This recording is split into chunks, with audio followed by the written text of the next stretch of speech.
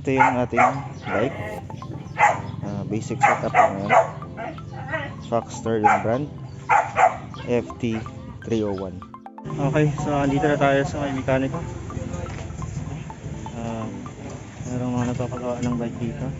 Ang dami. Nag-canvas kasi tayo kahapon. Yung napuntahan natin na una, medyo pricey. Kaya naghanap tayo ng iba. Nakita natin to, itong lugar na to. Makanda yung nagpapagawang bike dito, kaya sure to magaling gumawa dito. Okay, yan. Ayan yung lugar.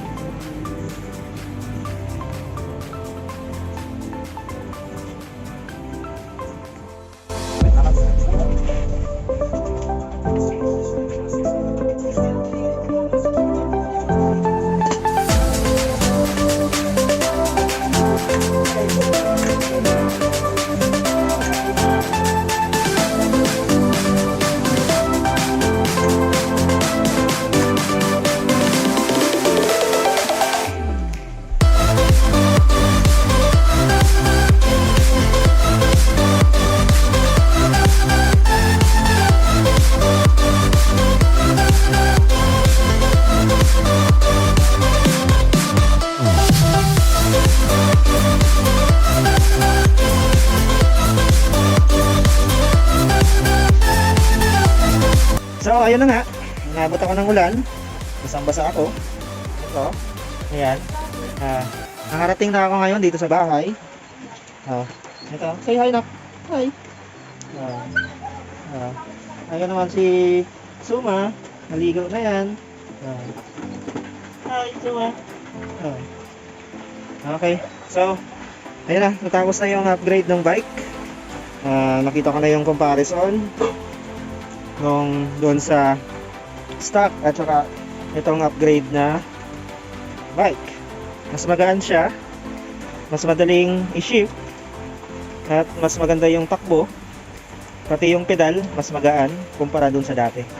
Pati yung braking power niya, yung nilagay ko is yung dual piston, is mas malakas, at saka gumaan yung bike.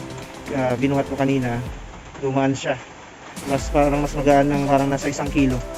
Ayan, papakita ko lang yung itsura ng bike ngayon na naisalpak na, naikabit na yung mga upgrade kits. Umpisahan natin dito sa likod. Ayun, pinalitan ng hydraulic brake, yung rotor, at yung hubs, 3 poles na cassette type na hubs. Ito yun naman yung 10 speed na cogs, then L2 na rear derailleur. Tapos pinalitan na rin ng chain pang 10 speed. Dito naman sa gitna, naka hollow tech na bottom bracket, IXF na crank arms. Then ito naman ay naka 1/5 na chain ring. Yung pedal ay parehas pa rin.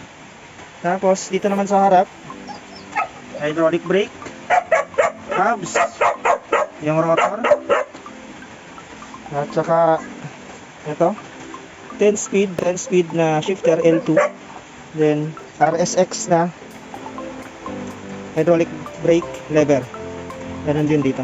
Bali yun ang pagbabago ng bike.